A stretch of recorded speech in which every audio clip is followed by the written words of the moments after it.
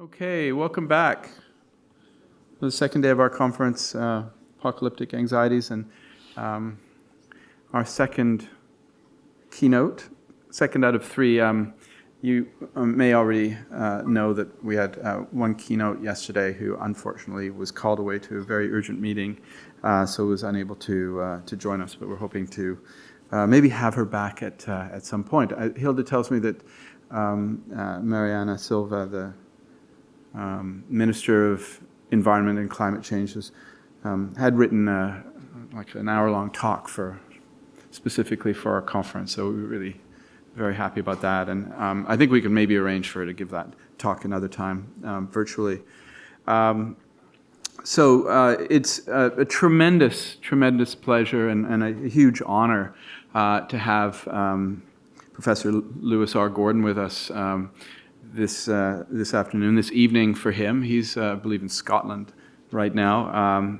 Welcome, Lewis. So wonderful to have you. I met Lewis several years ago, and maybe about five or 6 years ago now, at York University, where we were there to celebrate the work of our mutual friend and my former teacher, Ato Seshiotu. His work on Fanon is exemplary, so Fanon's dialectic of experience, and also more recently left universalism, which is a really, really important contribution. Yeah, really wonderful to have Lewis here. I feel just that the memory of that appearance together at York was a bit traumatic, though, because I had to follow Lewis Gordon, and if anybody's heard Lewis speak before, that's just a completely impossible task. He's such a charismatic, dynamic, and brilliant thinker and writer, but especially speaker. So it was a disaster for me, but it was great to see him in action. So without any further ado, and we don't have a huge amount of time, we are kind of in a bit of a temporal deficit, we should get on. Lewis Gordon is Board of Trustees, Distinguished Professor of Philosophy and Global Affairs, and Head of the Department of Philosophy at UCONN-Storrs, University of Connecticut, Storrs, Honorary President of the Global Center for Advanced Studies, and Distinguished Scholar at the Most Honourable P.J. Patterson Center for Africa-Caribbean Advocacy at the University of the West Indies, Mona. He co-edits the Journal of Philosophy and Global Affairs and the Routledge-India book series, Academics, Politics, and Society in the Post-COVID World. He is the author of many books, including, more recently, Freedom, Justice, and Decolonization, and that's with Routledge in 2021, Fear of Black Consciousness, and that's Farrar, Straus, and Giroux, and Penguin Books, 2022, Black Existentialism and Decolonizing Knowledge, the writings of Lewis R. Gordon, and that's edited by Rozena, Maart, and Sayan Day, and that's Bloomsbury, 2023. So please join me in welcoming Professor Lewis R. Gordon. Take it away, Lewis.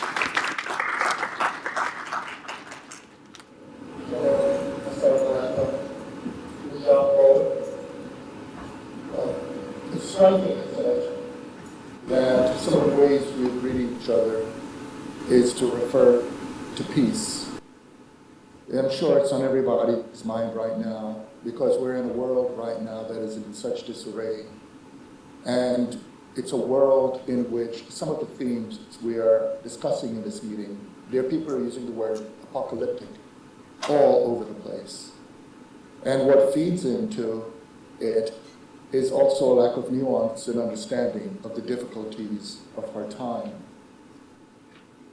Quite often, for instance, there are people who are looking in a very simple way of talking about good guys, good women, bad women, etc. But we're in a period right now where there's a form of regression that has always been a project, ultimately, to take humanity out of the realm of making decisions, to take us, in effect, out of a connection to our humanity.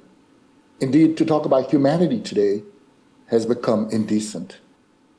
Even those terms, sotep, shalom, salam, some people unfortunately mistakenly think that peace is simply about the question of how we relate to warfare. But it's a far more complex notion, because to wish someone hotep, shalom, salam, is also to speak, to wish for them, to encourage for them a form of relationship to reality, of realized humanity. And by that, it's sometimes referring to be made whole, but it's not whole like complete or to be closed.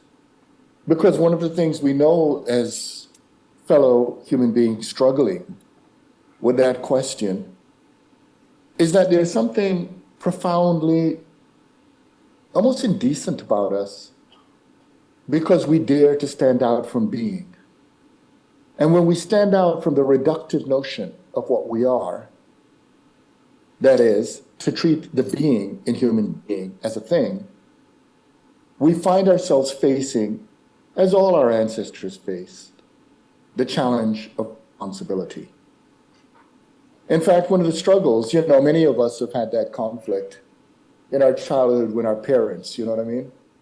Where a conflict emerges and you think you have the real knockdown, drag out response to your parent, which is, I didn't choose to be born. To which your parent could respond, yeah, but you keep living, don't you?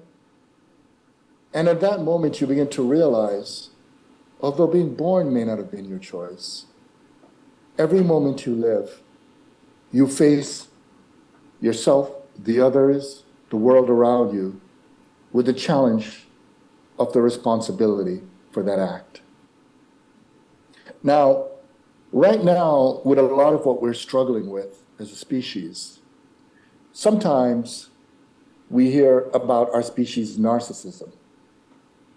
But one of the things I'll like to propose is that to understand us simply in terms of narcissism as a disorder is a lost opportunity to understand the complexity of what it is to emerge and struggle with a reality in which one has to learn.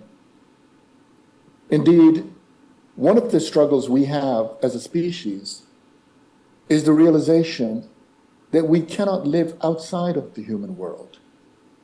And the hubris is when we try to reduce all reality to the human world. So if we start with the understanding of what it is to struggle to live in a world as the condition of possibility for who and what we are, we begin to realize that a fundamental part of what facilitates our survival is the pedagogical function of trying to read and understand and interpret the human world around us. In fact, at one of the meetings I'm at this week, I talked about the complexity of how we deal with experience. And I've often mentioned that many of us have had the experience of trying to figure out our experience. But to figure out that experience, we often have to reach to others to bring to our experience. In fact, something sometimes happens when you go to someone and you say, something just happened, I can't quite put my finger on it. And that something usually brings the communicative practices, the sociality, the relationships that bring meaning to the experience.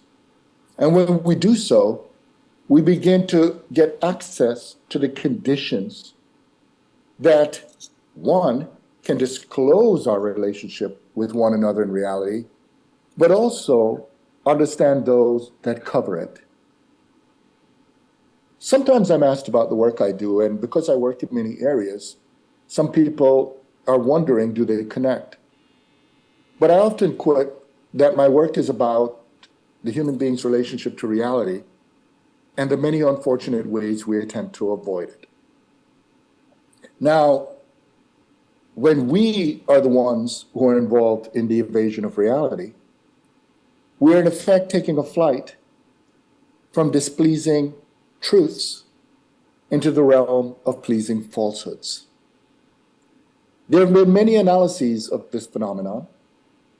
Some refer to it, as I have in my writings, as bad faith. And the bad faith could take many forms. It could take the form of abjection. It could take the form of sadism. It could take the form of the spirit of seriousness.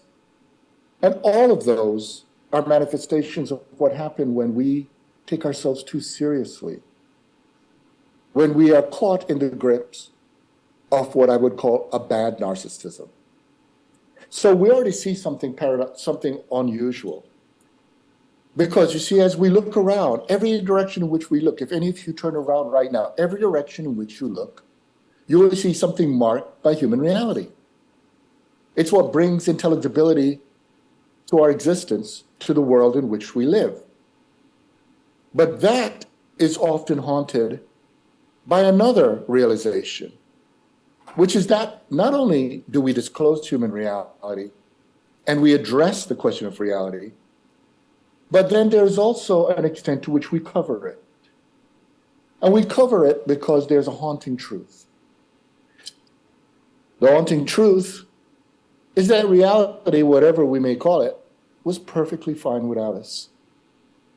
Everywhere we look, we find billions, perhaps if we deal with multiverses, trillions of what we call years without us. And what that reminds us of is that there could be billions, perhaps trillions of years or whatever marker without us again. And so if we take ourselves too seriously, we begin to develop forms of pleasing falsehoods that lock us into the grandiosity of what we imagine ourselves to be. And this has an impact also on how we relate to one another. A lot of the apocalyptic language we're dealing with today, for instance, comes down to something very weird. On the one hand, it's really one right wing fighting another right wing and another right wing and another right wing. But on another level, it's not as simple as right wing and left wings. Because you see, something has happened where there's so many people looking for something that would offer them a kind of security against something that haunts us. The first element of it we can think through in existential psychoanalytical structuralist forms as a combination often thought impossible. And that is the distinction between productive and problematic forms of narcissism and their convergence in the Euro-modern age. The productive form I've already been outlining, in which as we disclose, we learn from one another about the realities in which we can live. But the unproductive forms are those that attempt to close off, to lock, to close possibility. Sorry about the noise outside. So for instance, if we start with the notion of power, you know, there are many ways in which we can talk about power, but there have been so many insights, not only from psychoanalysis, but also existential thought. I'm thinking of Simone de Beauvoir, for example. And Beauvoir noticed something rather profound, which is that if you think about all of us start in this complex situation in which life begins with us with, I like to put it, a soundtrack.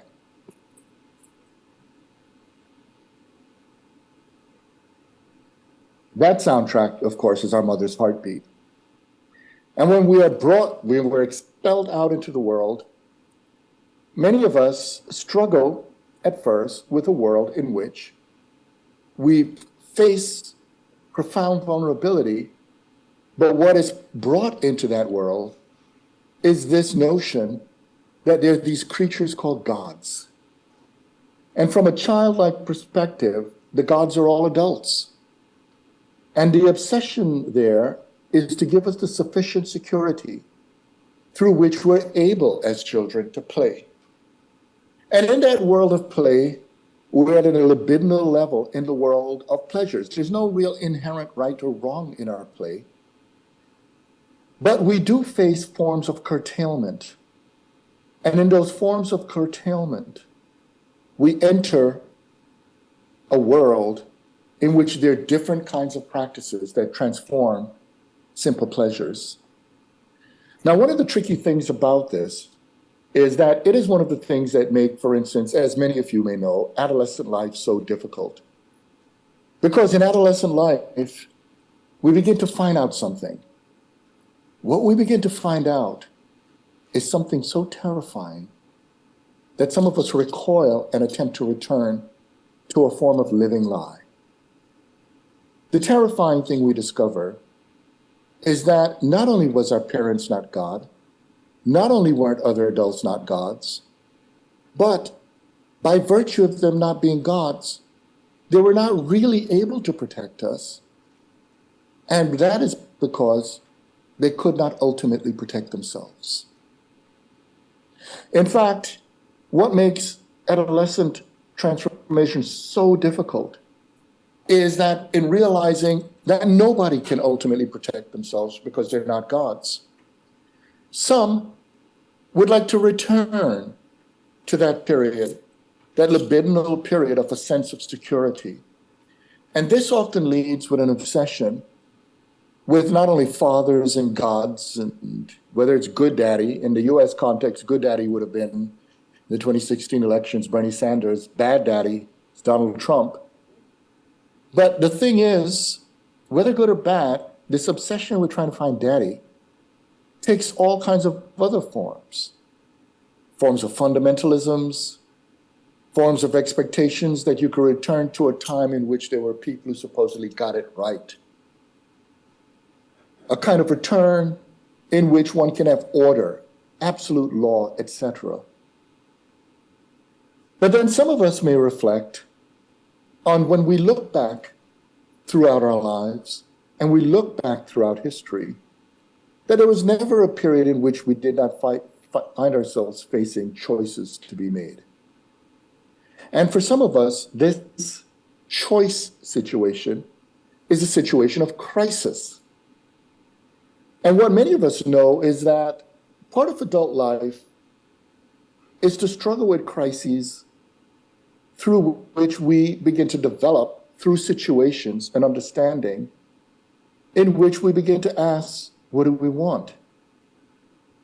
Indeed, what many psychoanalytical studies reveal is that often what we want tend to be things that at times are such that we have to disguise them even to ourselves.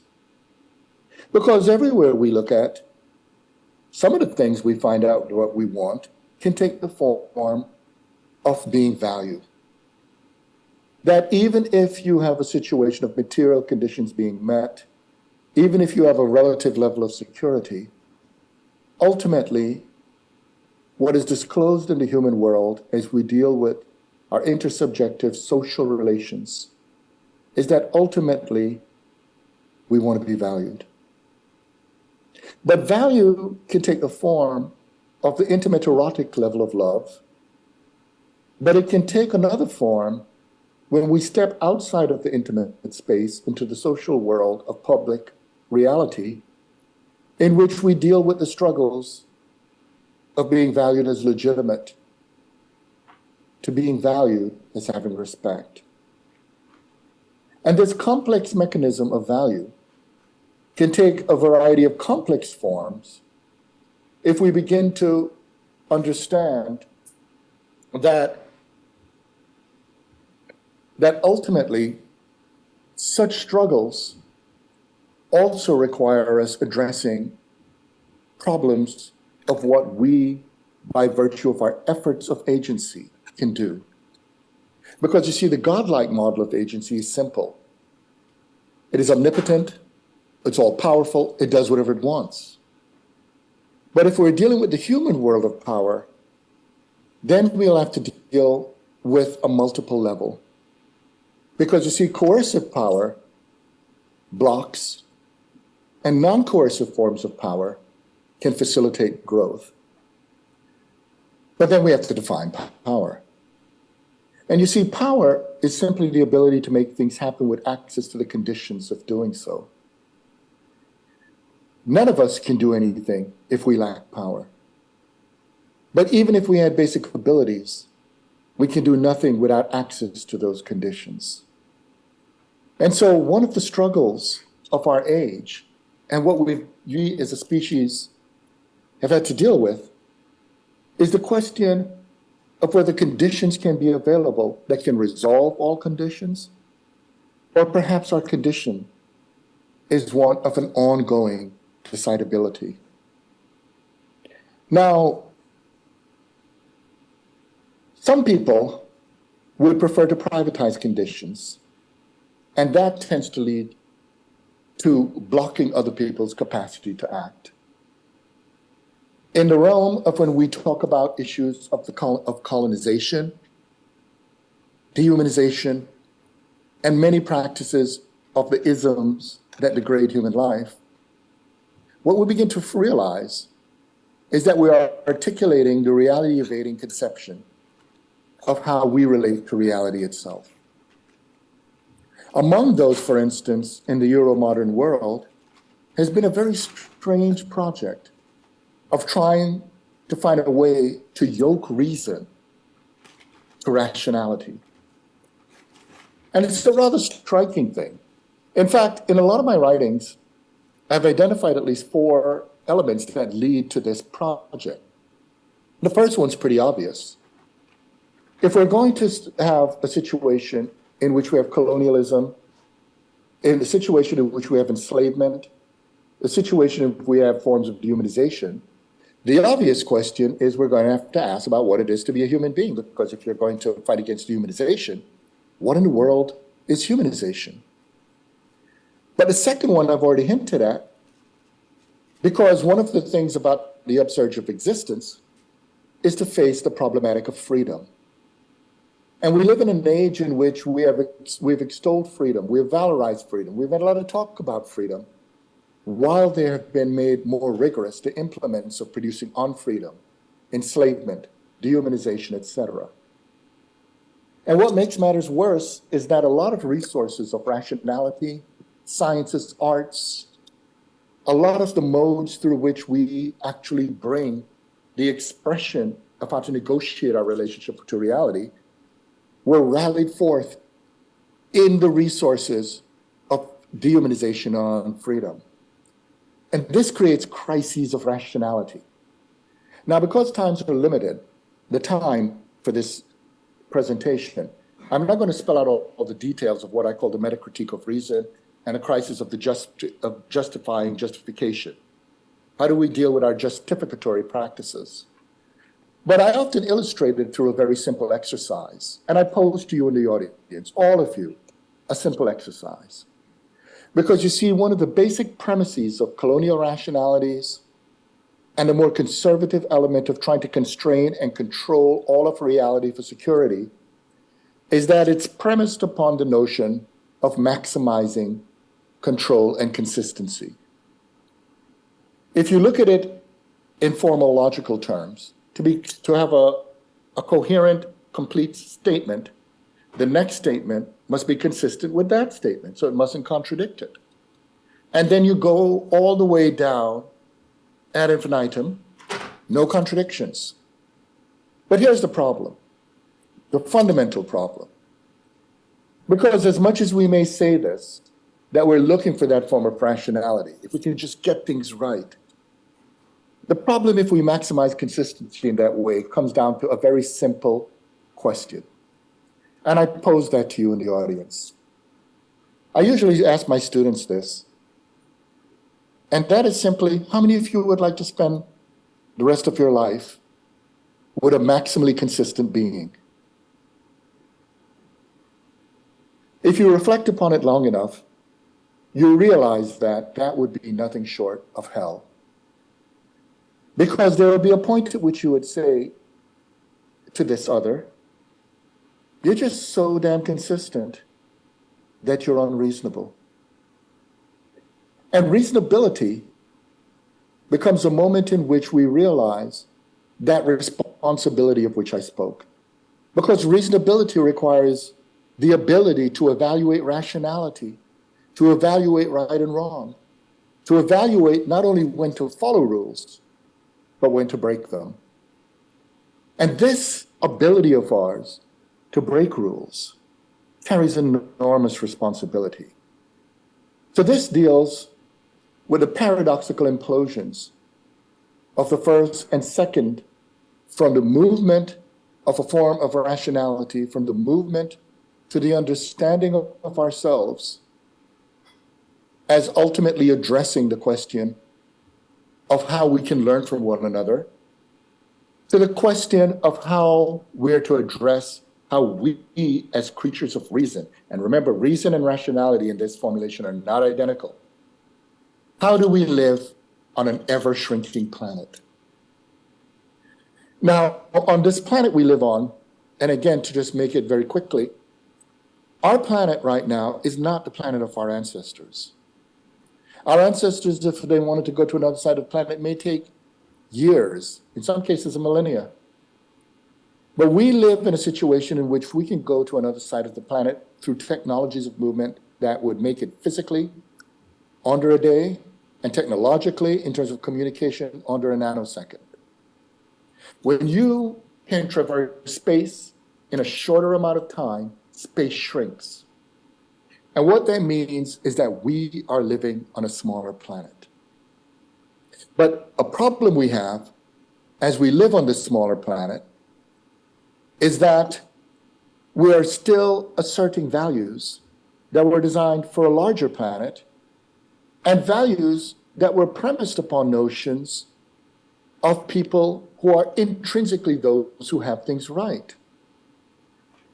Whereas living with values that imagine that if we could just find daddy, particularly in the US context, because you're obsessed with founding fathers, this ridiculous notion that somehow the absence of fathers make you intrinsically pathological.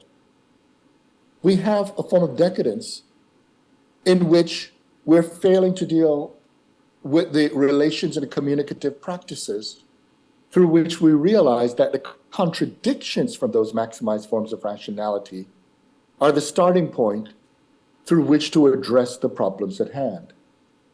If we go back into the binaries of all who have it right versus all who have it wrong, we have ultimately degraded and eliminated the interaction of a human world. In fact, Frantz Fanon put it very beautifully when in Pour Noir Masse Blanc, in Black Skin, White Mass, Fanon said, you know, if you basically construct people who are superior to human beings and people who are supposedly inferior to human beings, you have now evacuated human reality and have now attempted the murder of humanity. How do we fight against this attempted murder?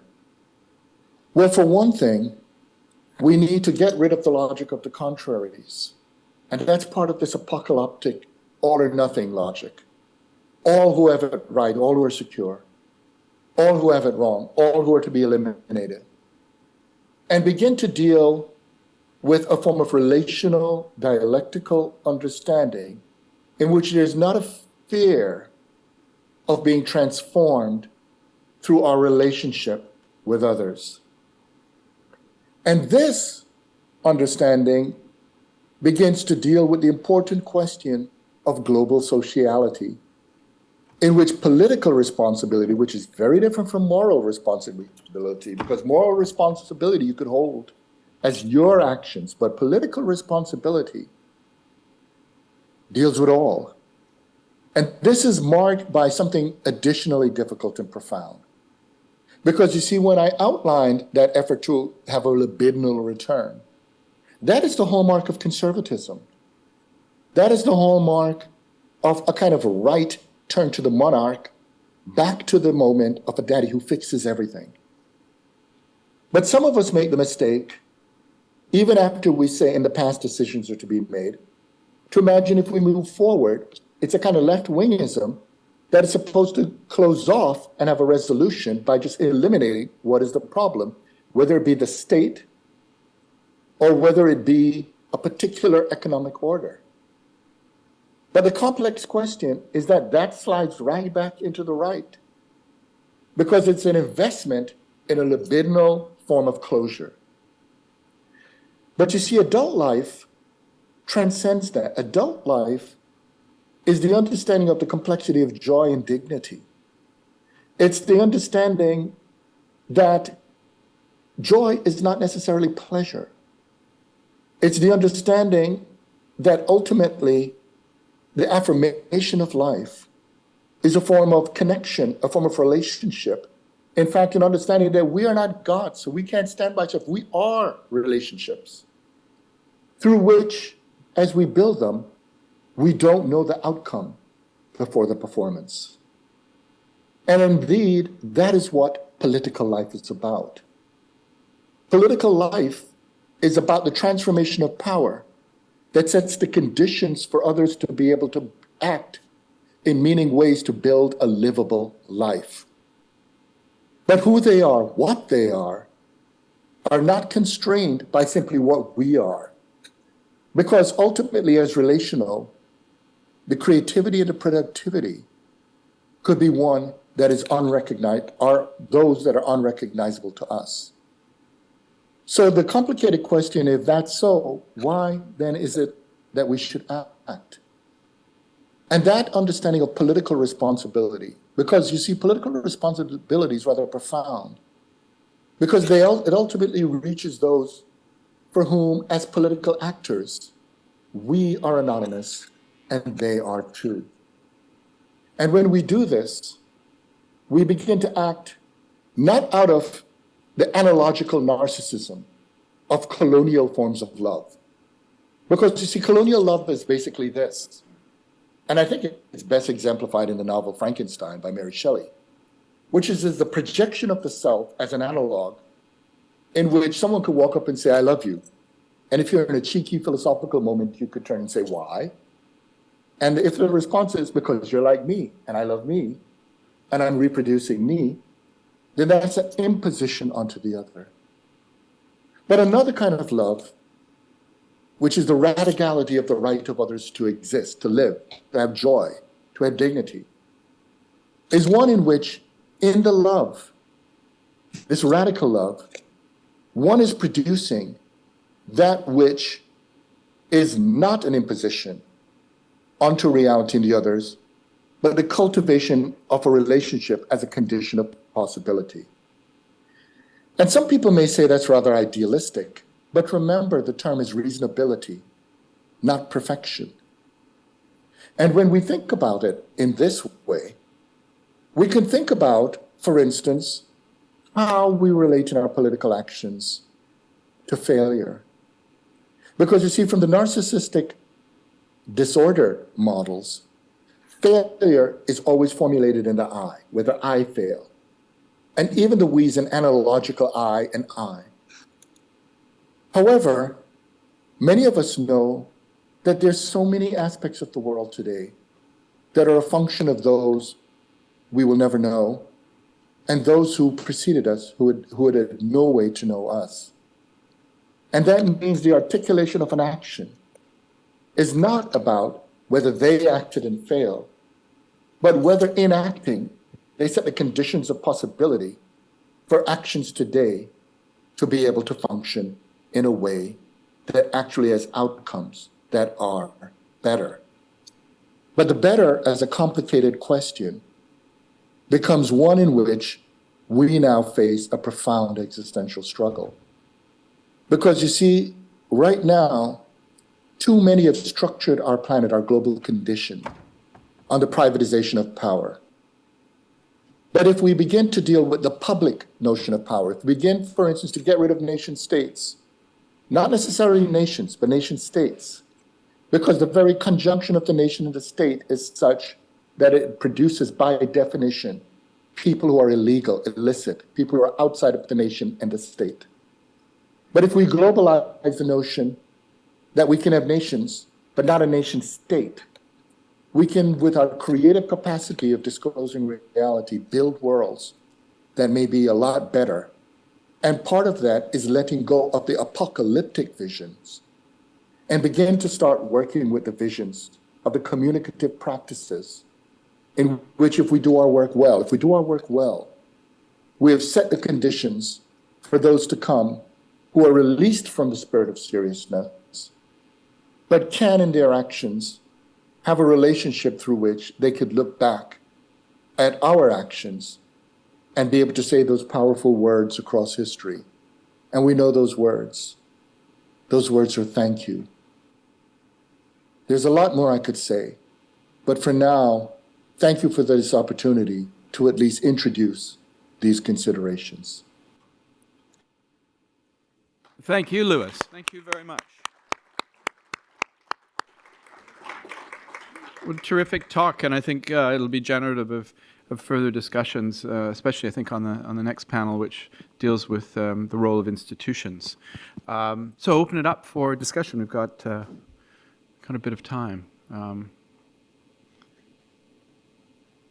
Maybe while people are just considering their comments and questions, I'll just raise maybe just make a comment, and that is that I was very much reminded of Hannah Arendt. I mean, there's a number of convergences, I think, with her thought. The idea that when we're talking about the human condition, we keep in mind that, and she uses, gender-specific language, but we keep in mind that it's men, not man, that inhabits the earth.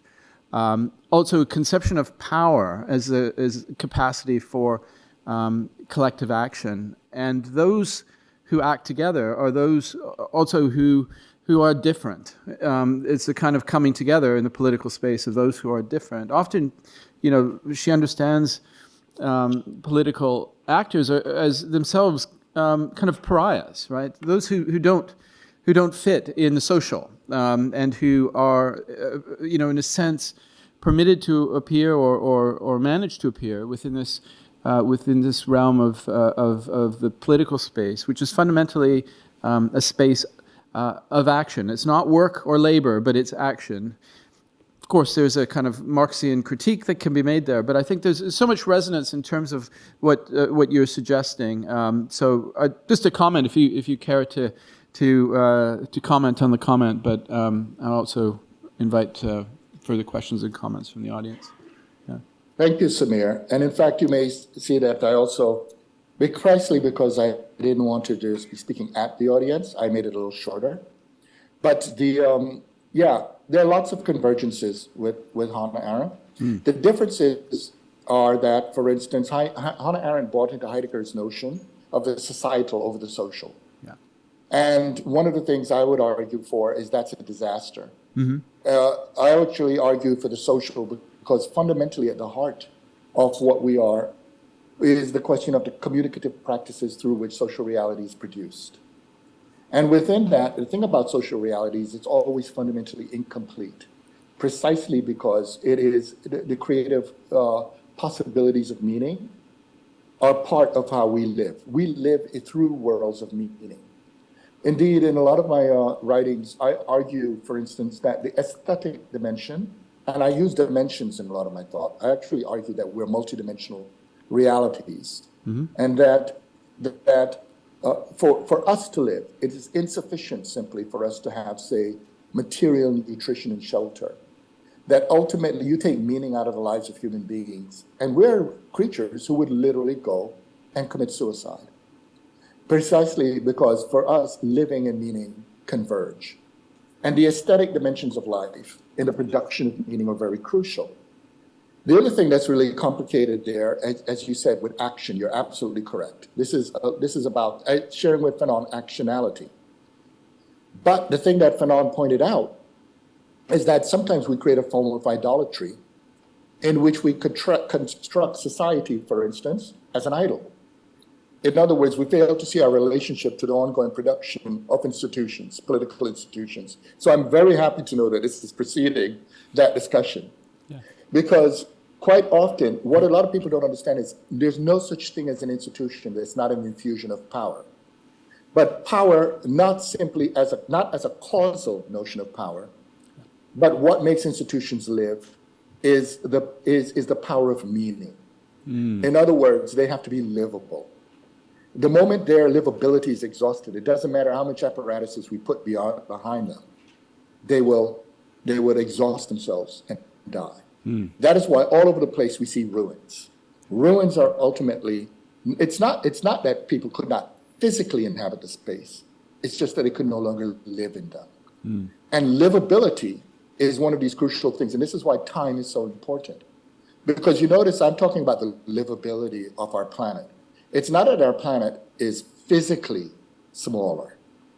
It's just that the very conditions of livability in it are being covered, but are being governed by those that include our political capacity to build institutions that can work well for these conditions. Yeah.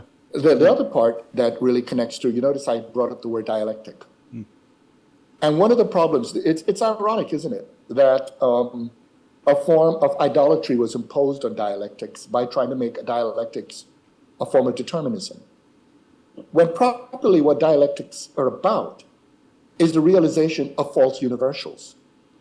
If one realizes a false universal, it's through a contradiction that opens up a possibility. But who says that possibility is linear? Who says it's going to be moving in one direction?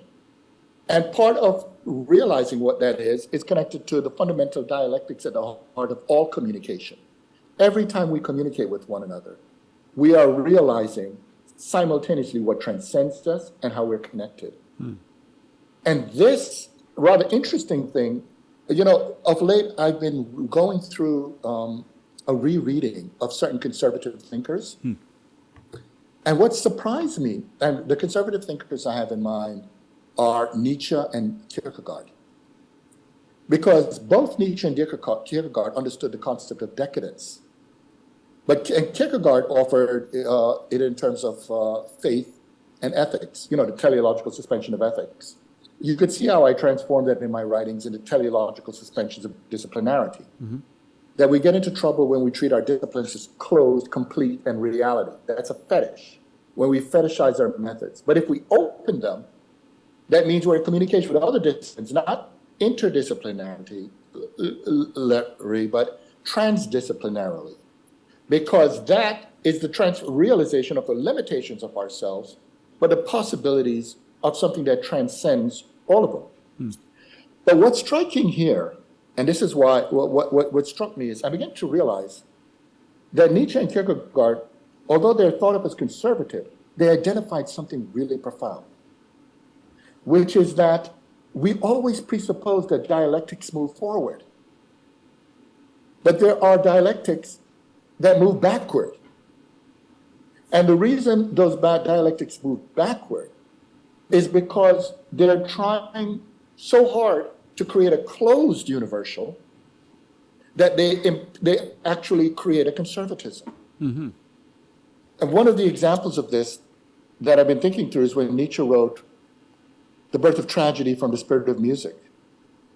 What many critics miss in that really profound book is that Nietzsche argued that the Sophoclean moment marked by Socrates was a moment of decadence, because everybody looks at Socrates as the great hero. And that the Euripidean moment, and this is where he's attacked for misogyny, was marked by the kind of egalitarianism of exclusively women. But what they missed is that the Aeschylean moment, the additional moment of communities working together, the communicative practices, were those in which it wasn't an exclusive patriarchy or an exclusive matriarchy. In other words, it's because of the subversion of the creative community or sociality, the asserted patriarchal Socratic model comes in. And of course, it's going to have the action of another asserted universality. They're both moving out of dialectic. And so if we're going to deal with the question of a dialectical relationship, that epistemological point I made about not knowing the outcome before the performance means you have to work with one another in the situations. And those are neither the exclusively masculine or feminine, or if we put it in today's language, the exclusively colonial and colonized, the exclusively white for the exclusive, but you see where it's going. Those are all binaries. Yeah. What we need to understand is when we really communicate, we begin to transform not only one another, but we begin to deal with also the very limitations of options through which we have to negotiate reality. Among them is the fact that science fiction and fantasy all would like. This little planet, this little blue speck of dust floating around, this enormous sun is our home. And so, yes, you're absolutely right to see me in conversation with Hannah Arendt. Oh, great. Thank you so much for that answer. Open it up for further questions, comments. Are people a little bit sleepy after lunch? Yeah. Alessandra.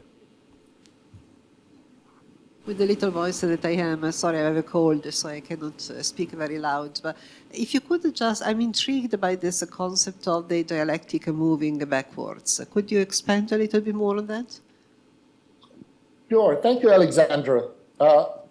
And great name, the bringer of the word to humanity. I do a lot of archaeolinguistics.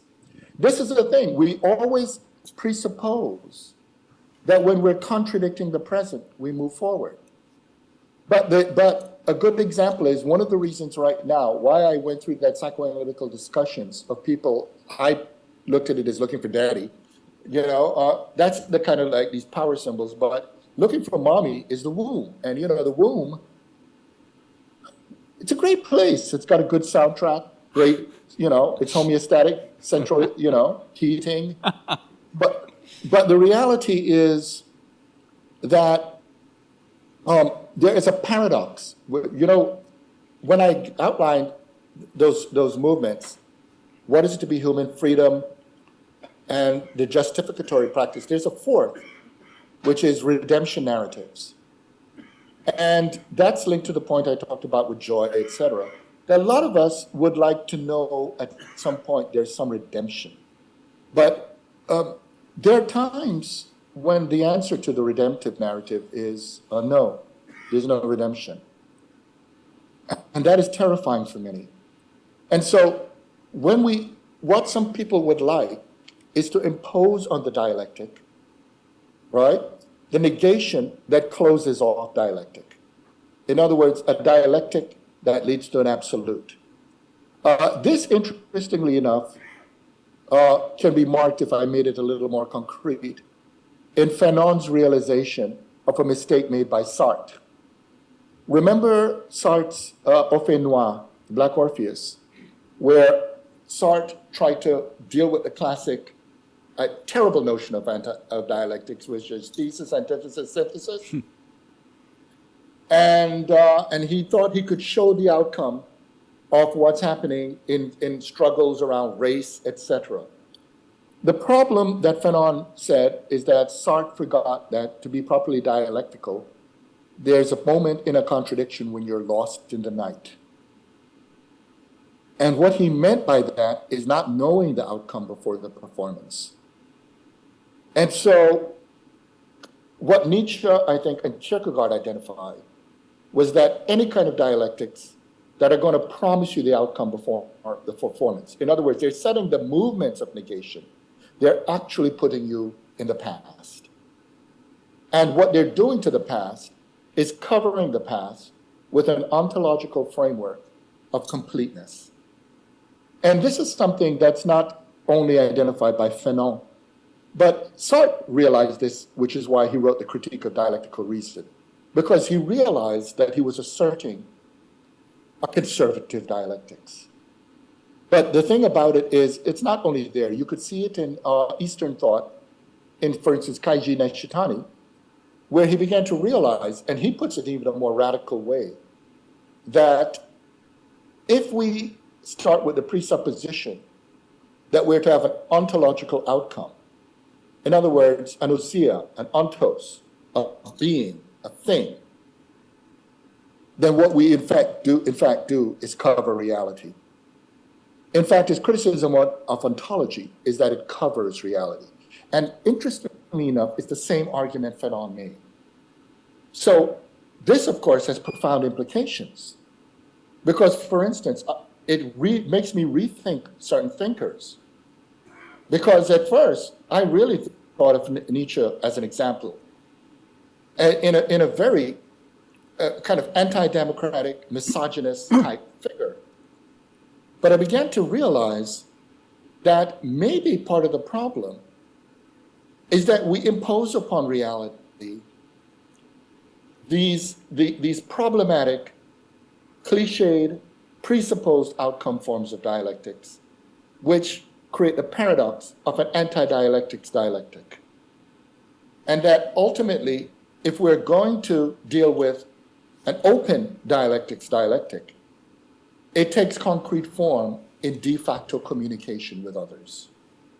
And so I actually argue that the multidimensionality of the human world is not about making a human being a thing, but the complex communications through which we develop relationships that produce situations of meaning that afford the decolonization, if we will, of normative life. There's a lot more I could say on it, but it's part of a project I'm working on a lot right now, mainly because of what I call breakthroughs. And there's several breakthroughs I've been having as I think through these. Of course, we can look at it in our times right now, because a lot of people would like us to have very neat package responses to the crises of our time. But in our times right now, we do have a situation of the privatization of power, creating such instability and insecurity that there are people are right now literally arguing about which past century they would prefer to belong in. Some want to go to the 3rd and the 4th. Some want to go to the 17th and the 8th. The 7th and the 8th. Some are busy arguing for the 17th and the 18th. And all of those are evasions of reality. We need to start dealing with 21st century. We're in the 3rd decade of the 21st century. And the question, even the very question of the 22nd century, is a dialectical problematic that we're going to have to think of through the resources of creativity we have to think today. And among them would require our transcending disciplinary decadence, which is the imposing of our disciplines and methods on reality, and beginning to ask ourselves, what can we learn right now from one another in an ongoing praxis and practice of proverbially what we need to do?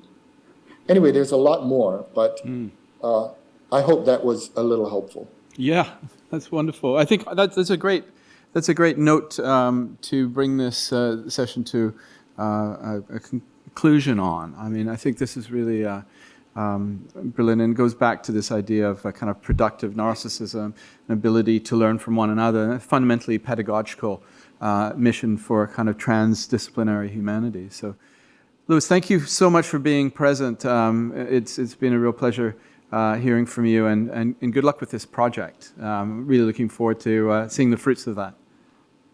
Thank you, Samir, and thank you all in the audience. I know, again, it's a challenging time. Thank you. And I look forward to a time when we could get to see one another in person. Yes. I do come up to Canada quite often now that I could travel. The COVID situation had me ill for a while, but yeah, I see. I'm able to go to Scotland and a few other places. Yeah. So. We'll have to have you here in Vancouver in person. Yeah, let's be in touch about that. Flesh and blood communication. Absolutely. Everybody, I wish you well, okay? Thank you so much. Okay. Take care. Goodbye.